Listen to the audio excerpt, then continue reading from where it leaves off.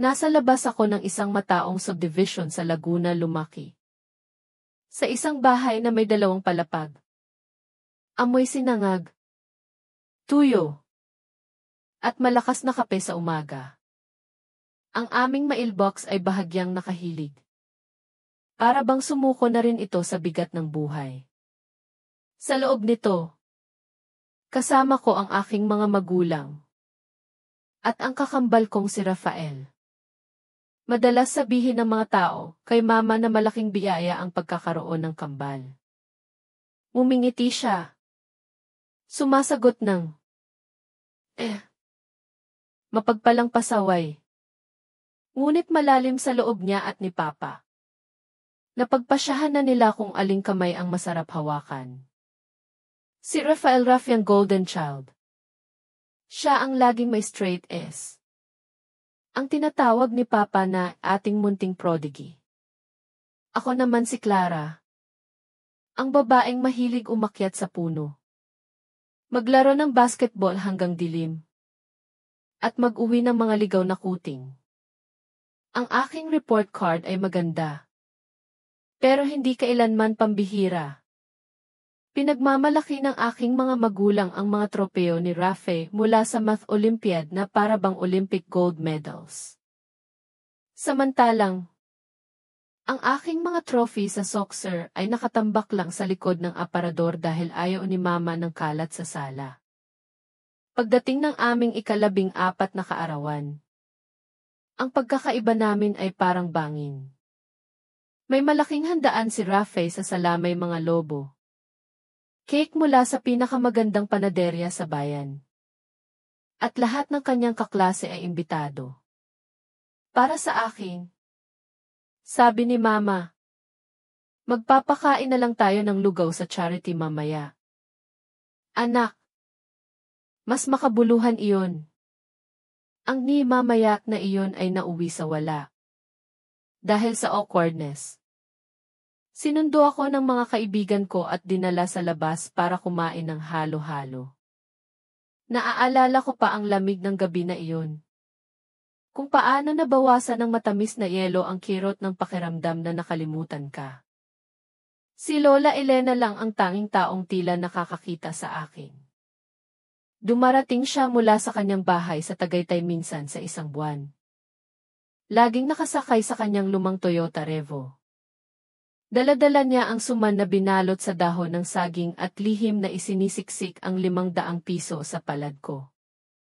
Na para bang magkasabwat kami. Pambili mo ng gusto mo. Apo. Bulong niya. Ang mga pagbisitang iyon ay parang hangin na nagbibigay buhay sa akin. Sa bahay, ang mga patakaran ay parang bakal, walang bisita pagkatapos ng 8:00. Homework bago maghapunan. At bawal mag-cellphone. Ngunit kay Rafi, pwedeng yumuko ang mga patakaran. Pwede siyang magpuyat mag-aral. Umalis kasama ang mga kaibigan. At laging pinapalampas iyon ni na Papa at Mama. Maaga kong natutunan na hindi ako pwedeng maging ganoon. Isang hapon, noong sophomore year, nag-download ako ng TikTok sa lumang Android phone ko. Pakiramdam ko, ito'y isang maliit na paghihimagsik. Parang pag-ukit ng pangalan ko sa ilalim ng bleachers ng paaralan. Nalaman ni na Mama at Papa ito ilang oras lang ang nakalipas, siguradong si Rafi ang nagsabi. Ang sumunod na pagsabog ay parang bagyo na humagupit sa kusina. Namula ang mukha ni Papa habang hinahagis ang backpack ko sa dingding. Si Mama naman. Inihagis ang pintuan ng aking kwarto at idineklara. Wala kang privacy hanggat hindi mo kinikita ang tiwala namin. Nakatayo ako roon. Walang pintuan ang kwarto. Parang isang preso. Nakatanaw si Rafi sa pintuan. May ngiti sa gilid ng labi niya. Natuto siyang gamitin ang galit ng mga magulang namin bilang sandata. Kung nagnakaw siya ng pera sa pitaka ni Papa, ako ang sinisisi. Kung may nawawala, Ako ang tinuturo. Otomatikong naniniwala sila sa kanya. Nagsimula rin siyang magkalat ng tsismis sa eskwelahan. Sa una, hindi ko pinansin, sabi ko. Teenage gossip lang. Pero napansin ko kung paano nag-iiba ang tingin ng mga tao sa akin. Tumitigil ang usapan kapag papalapit ako. Naubos ang mga imbitasyon sa mga hangout. Pagsapit ng autumn, lumakas ang mga tsismis na ako ay bayolente. Na sinasaktan ko si Rafe sa bahay. Na naiinggit ako sa kanya. Isang araw, pumasok siya sa eskwela na may maitim na pasa sa mata. Alam kong siya ang gumawa niyon, sa sarili niya nagdudugo pa ang mga kuko niya, pero para sa lahat. Iyon ang patunay. Isang umaga, ang matalik kong kaibigan ay hindi makatingin sa akin sa pasilyo. Nang kausapin ko siya, sinabi niya sa akin ang lahat ng mga kasinungalingan ni Rafe, na sinubukan ko siyang itulak sa hagdan. Na ako ang nagpasira ng kanyang science project. Nanginginig ang boses niya sa awa at pandidiri. Gabi iyon. Hinarap ko si Rafe sa kusina. Bakit mo ito ginagawa? Bulong ko. Hindi siya sumagot agad. Tahimik na hinahalo ang kanyang cereal. Tumingala siya at sinabi, "Deserve mong mabulok ng mag-isa." Parang sinuntok ako sa dibdib. Gusto kong sabihin kay mama at papa. Pero alam ko na ang mangyayari, maniniwala sila sa kanya. Hindi sa akin. Kaya tumahimik ako at nagtiis. Ang bawat araw ay parang paglalakad sa isang pasilyo ng mga bulong at sulyap. Sa paaralan, sinubukan kong maging mas masipag pa sa kwento. Nagboluntaryo ako sa library. Tahimik akong nagsalita kahit gusto kong sumigaw. Akala ko, kung hindi ako makitaan ng butas, magsasawa rin ang kasinungalingan. Isang araw, kinausap ako ng aming guidance counselor. Si Ina Del Rosario. Okay ka lang ba? Hisha. Tanong niya. Opo. Ayos lang ako. Sagot ko. Ang kanyang mata ay bumaling sa pasa sa aking binti, galing iyon sa pagkakabangga ko sa pinto ng bus, ngunit nag-iba ang tingin niya. Na para bang nahuli niya akong nagnanakaw. Kung kailangan mong kausapin ang sinuman, tungkol sa anumang bagay, sabi niya. Pagkatapos ay pinayagan na niya akong umalis. Pagsapit ng Oktubre, lalo kaming nagkakalayo ng mga kaibigan ko. Parang lumang litrato na kinulot ng aming basement. Ayoko namang maging masama, sabi ng matalik kong kaibigan. Pero totoo ba ang lahat ng iyon? Hindi siya makatingin sa akin. Rafe. Kambal ko. Sabi ko. Pinipilit na hindi manginig ang boses ko. Ang pinakamasamang ginawa ko sa kanya ay ang kainin ang huli niyang hotdog. Tumawa siya ng maikli. At nang dumaan si Rafe kasama ang kanyang mga kaibigan, may maliliit na gasgas sa braso. Parang kinalmot ng pusa, nakita ko ang pag-aalinlangan niya. Napili niya ang kwento. Pagdating ko sa bahay, amoy adobo ang buong kusina. Ayusin mo ang lamesa, sabi ni Mama. Walang bati. Kailangan mag-aral ng kapatid mo. Huwag mo siyang guluhin.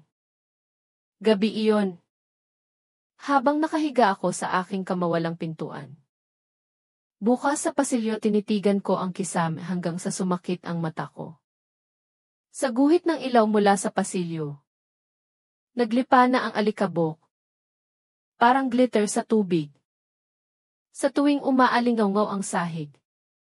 Inaakala kong si Rafe iyon. Nakatayo sa pintuan. Nakatingin sa akin na para bang ako ang kanyang husgahan. Pagkalipas ng 2 araw, Dumating ang tawag. Gusto kang kausapin ni Principal Hernandez. Sabi ni Miss Gonzales. Hawak ang pink slip na parang isang bandila ng pagsuko. Si Rafael din. Ang paglalakad papunta sa opisina ay tila 1 milya.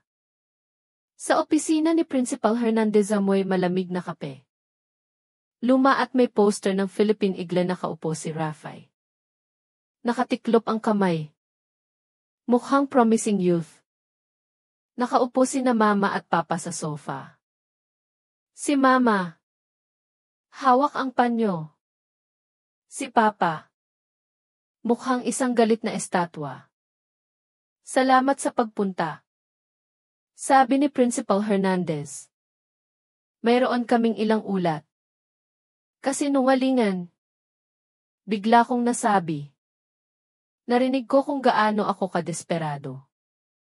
Magsalitan tayo. Sabi niya. Rafi. Bakit hindi mo simulan sa pagsabi kung ano ang nangyayari sa bahay? Huminga ng malalim si Rafi. Parang isang artista sa entablado. Mahirap po. Sabi niya. Sa tingin ko. Nagagalit siya rin. Siya. Singhal ni Papa. Ang ibig mong sabihin. Ang kapatid mo. Opo. Ang kapatid ko. Sabi ni Rafi. Minsan. Naiinis siya sa atensyon na nakukuha ko mula sa inyo.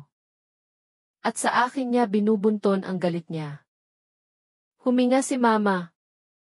At inabot si Rafi. Aking mahirap na anak. Ipakita mo. Sabi ni Papa. Itinaas ni Rafi ang braso niya. Ipinakita ang mga gasgas na parang galing sa rose bush na hindi talaga galing doon. Kahit sa malayo. Nakikita ko ang mga marka. Ang paraan kung paano ginagasgasan ang sariling balat kapag ikaw ang gumagawa niyon. Pwede po ba akong magsalita? Tanong ko. Sa isang sandali. Sagot ni Principal Hernandez. Nagpatuloy si Rafi. Sinabing ayaw niya akong mapahamak. Napakabuting kapatid. Bulong ni Mama. May pumutol sa loob ko. Nagsisinungaling siya. Sabi ko. Buwan na siyang nagsisinungaling. Kung gusto niyo talaga ng pruweba, tingnan niyo ang mga pasa niya. Tingnan niyo ang oras ng paglitaw niyon. Nagpapasa siya sa sarili niya. Sinisaktan niya ang sarili niya para sisihin ako. Kabalbalan. Sigaw ni Papa. Kinakalabog ang tuhod niya. Hindi nagsisinungaling si Rafael. Hindi ako upo rito at makikinig sa anak kong nag-iimbento ng mga istorya para pagtakpan ang kanyang ugali. Ginoong Hernandez. Sabi ko. Desperadong umaasa na may isang matanda akong makakampi. Hindi ito totoo. Ni minsan. Hindi ko siya sinaktan. Hindi namin binabaliwala ang mga paratang ng pambubuli. Sabi ni Principal Hernandez. Pero mayroon kaming maraming ulat. Dahil sa dami ng alalahanin. Magbibigay kami ng 10 araw na suspension. Sinususpindi niyo ako dahil sa isang bagay na hindi ko ginawa? Tanong ko. Kailangan naming isipin ang kaligtasan ng lahat ng estudyante. Sabi niya. Nakatayo si Papa. Nagliliyab sa matuwid na kaligayahan. Sa wakas. Sabi niya. Sa wakas. May sineseryoso ito. Ako ang sineseryoso ko. Sabi ko. Ngunit huli na. Ang mga salita ko ay nahulog na parang barya sa isang fountain hindi na mababawi. Ibinigay ko ang aking gi. Sa parking lot. Malamig ang hangin. Ikinahihiya mo ang pamilya. Sabi ni Papa habang pinaandar ang makina. Ikinahihiya mo ang kapatid mo. Ikinahihiya mo ang nanay mo. Ikinahihiya. Tanong ko. Ako ang mag-isang naglalakad sa pasilyo sa loob ng ilang buwan. Mabuti. Sabi niya. Para magkaroon ka ng oras mag-isip. Pagdating sa bahay, dumiretso si Papa sa kwarto ko. Inakala kong ibabalik na niya ang pinto. Sa halip, hinila niya ang aking maleta mula sa itaas ng aparador. Mag-empack ka. Sabi niya. Hindi tumitingin. Pupunta ka muna kay lola mo. Muna. Tanong ko. Hanggat kailangan. Sabi niya. Habang isinisiksik ang mga medyas ko sa maleta. Sumandal si Rafi sa pintuan. Tulad noong gabing hinarap ko siya sa kusina. Pero ngayon ay may audience siya. Magugustuhan niya iyan. Sabi niya. Makakakuha siya ng lahat ng privacy na gusto niya. Ay. Teka. Wala pala siyang pinto. Ngumiti siya. Aalis na kami. Sabi ko. At ang boses ko ay basag. Si Lola Elena ang sinundo ko. Pagdating niya, pumasok siya sa sala. Hawak ang kanyang handbag na parang kalasag. Ano ito? Tanong niya. Hindi tumitingin sa akin. Kundi kay Papa. Kailangan ng reset. Sabi ni Papa. Kailangan ng mga konsekwensya. Maaari siyang manatili sa iyo habang suspendido siya. Binaling ni Lola Elena ang tingin niya sa mukha ko. Nakita ang panginginig ng labi ko. At bumalik sa paningin niya kay Papa. Huminga siya ng marahan. Hindi. Sabi niya ng mahinahon. At pagkatapos. Mas malakas, hindi. Ang kailangan mo ay itigil ang pananakit. Ina. Sabi ni Mama. Huwag mo akong tawaging ina. Sabi ni Lola. Hindi inalis ang tingin kay Papa. Ibigay mo ang kanyang jacket. Walang gumalaw. Tila nakikinig ang bahay. Ngayon. Sabi ni Lola.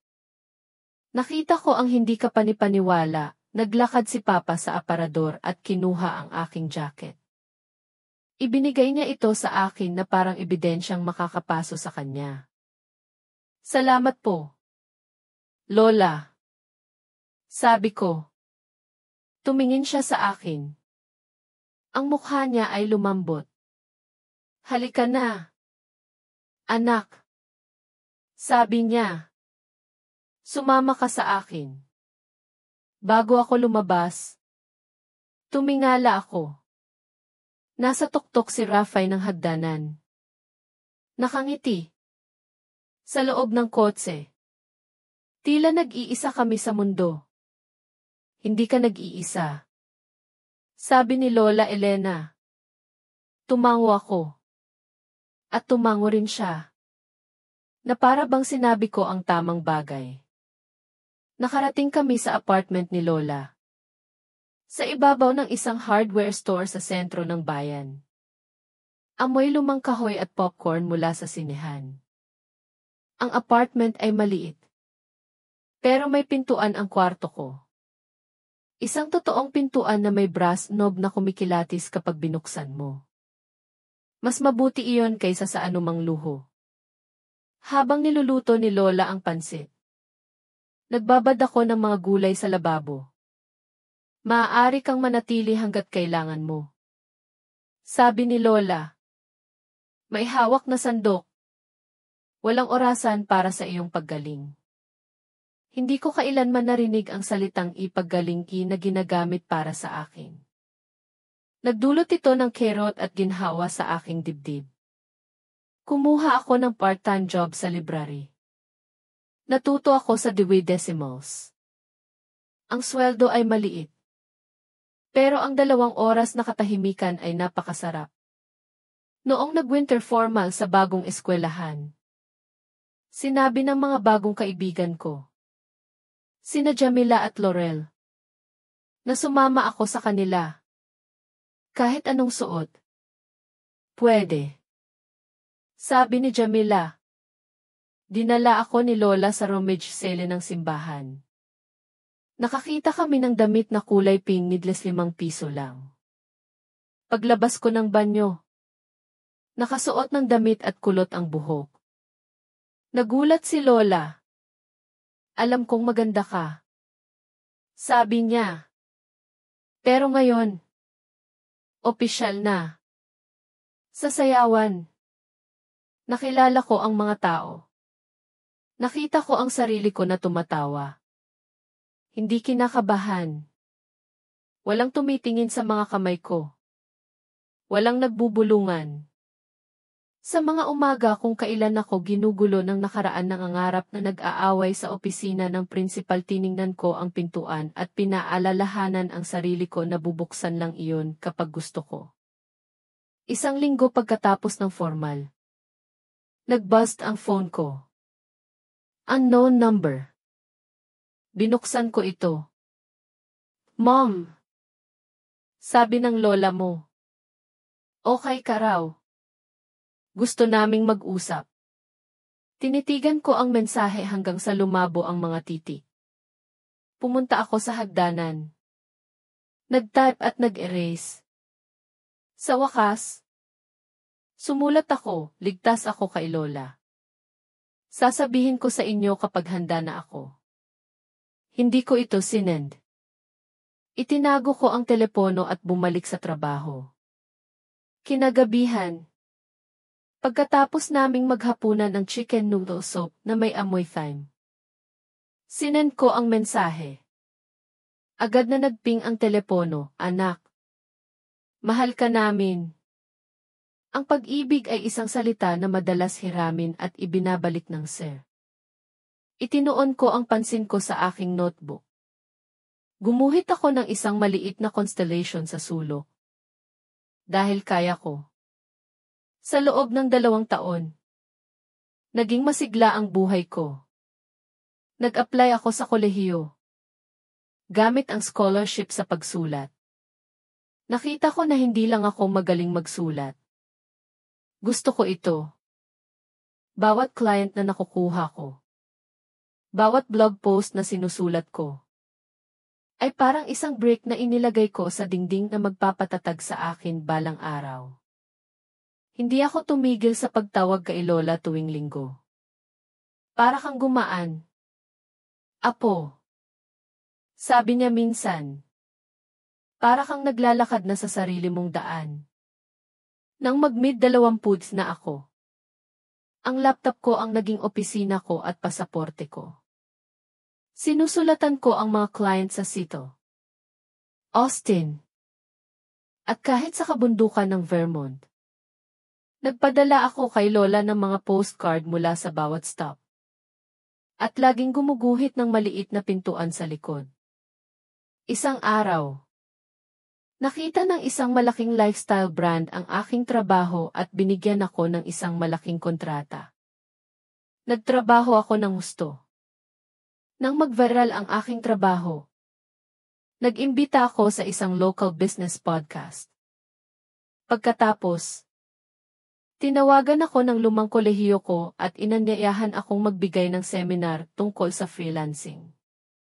Nakatayo ako sa harap ng silid-aralan. Nakatingin sa mga estudyante. At naramdaman ko ang isang click sa loob ko. Ang pasilyo ng aking nakaraan ay naging isang kwarto na gawa ko. Pag-uwi ko kay Lola, nakita niya ang flyer ng seminar na idinikit sa kanyang kalendar. Nakalimbag ka na. Sabi niya. Nakikita ka na. Isang gabi. Pagkatapos ng seminar, nakita ko ang 6 na missed calls mula kay Mama. Tiningnan ko ang screen ng matagal.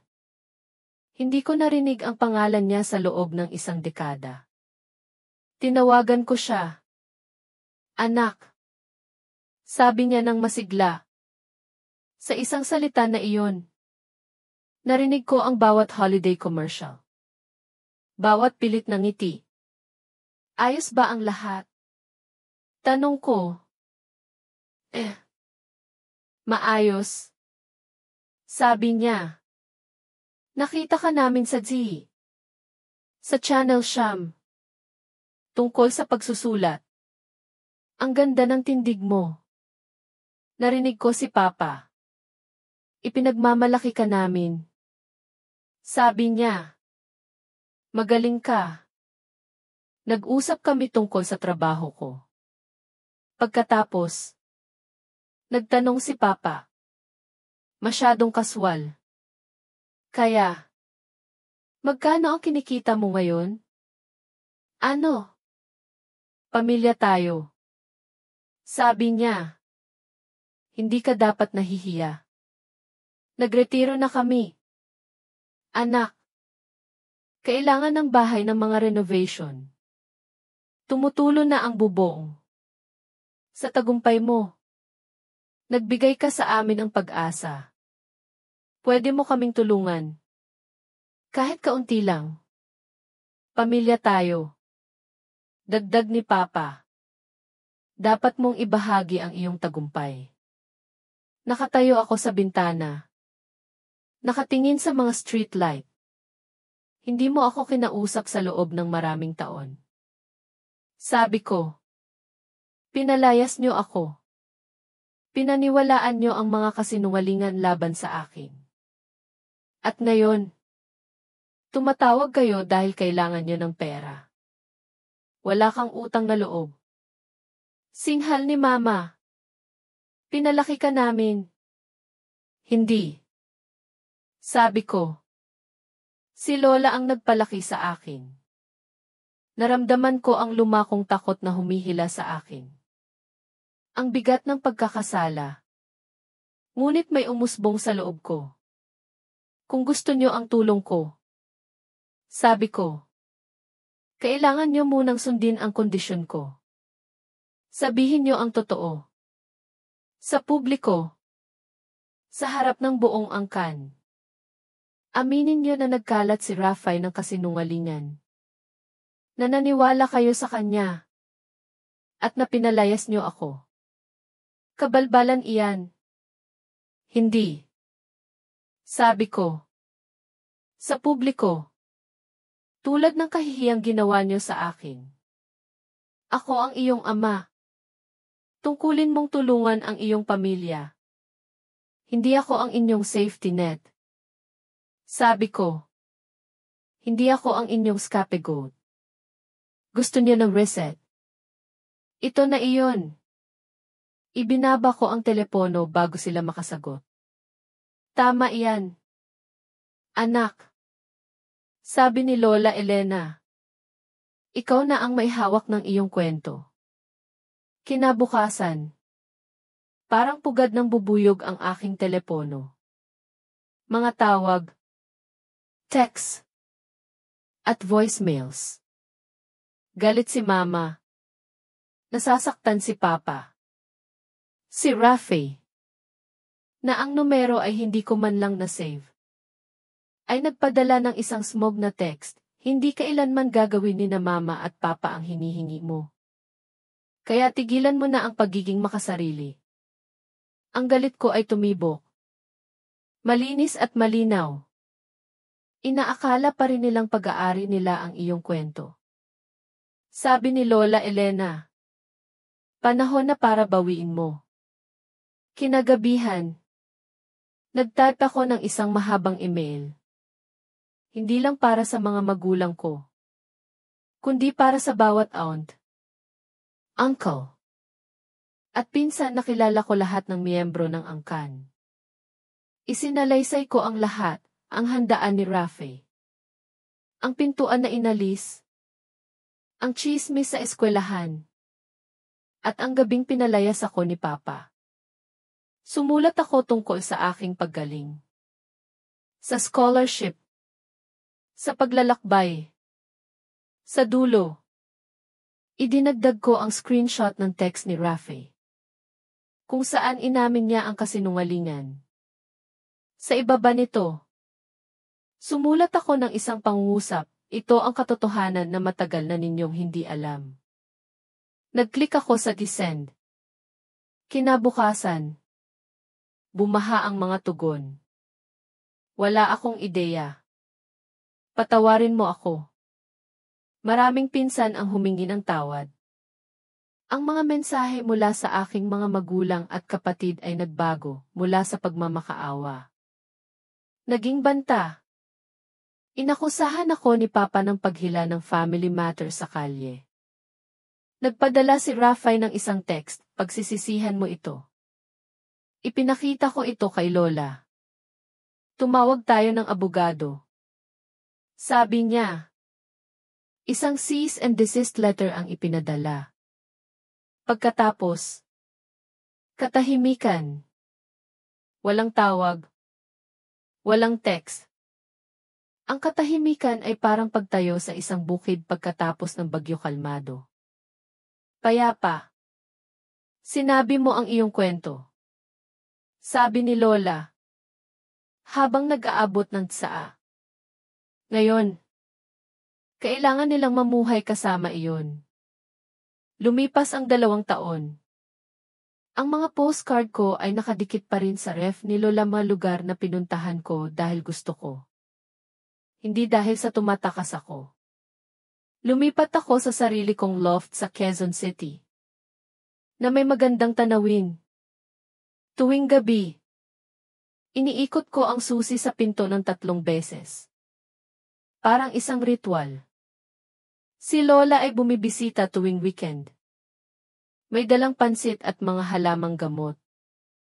Ang buhay ko ay may ritmo na binuo ko mismo. Nag-aaral ako. Nagtatrabaho.